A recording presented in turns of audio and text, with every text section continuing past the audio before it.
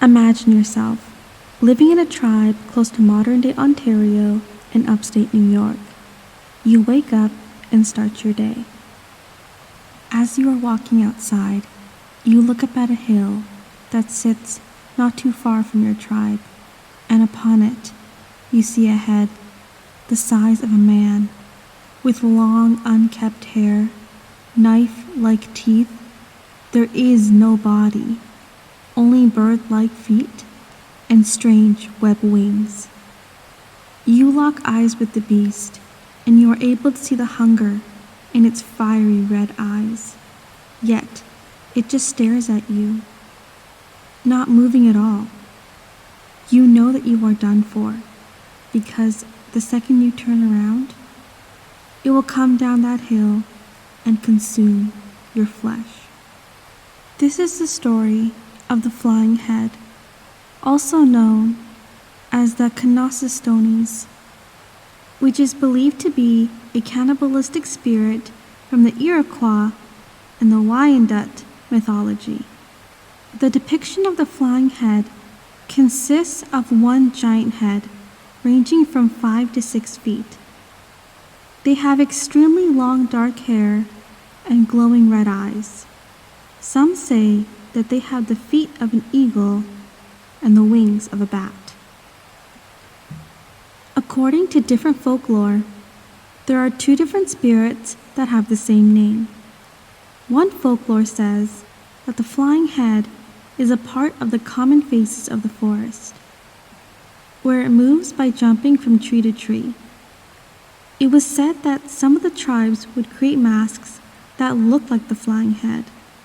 They would host a feast, burn tobacco, sing specific songs, and wear the mask. It was believed that after doing all of this, the person would be able to cure diseases. The second one is much more dangerous, because this version of the flying head is filled with a never-ending hunger. This is the one we will be focusing on today. The flying head existed in a time before the Europeans set foot in the New World, and these events were said to take place in modern-day Ontario and upstate New York, which was generally where the 5 Iroquois tribes resided. Some say it took place in Lake Sacandaga. There are a few ways in which a flying head can be created. The first way is from a violent murder, where the victim's severed head grows to a large size.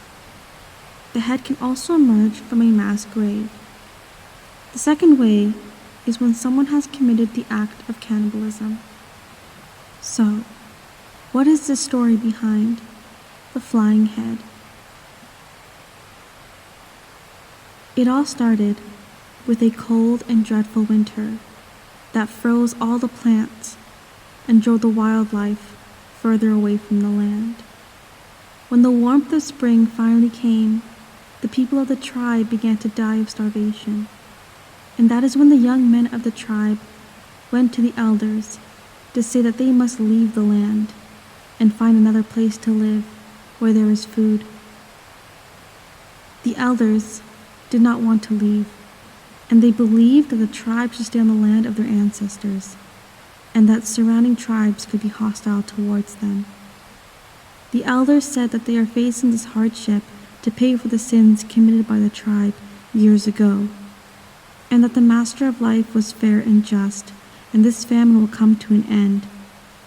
But if any try to leave, they will be faced with hardship for the rest of their lives and meet a fate worse than death.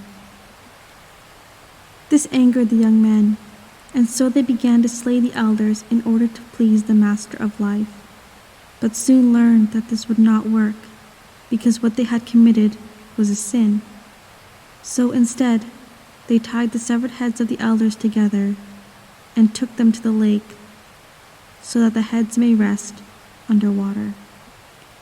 The young man, who was the first one to slay an elder, had the heads in his canoe, and when he let them go into the water, he too fell and drowned to his death.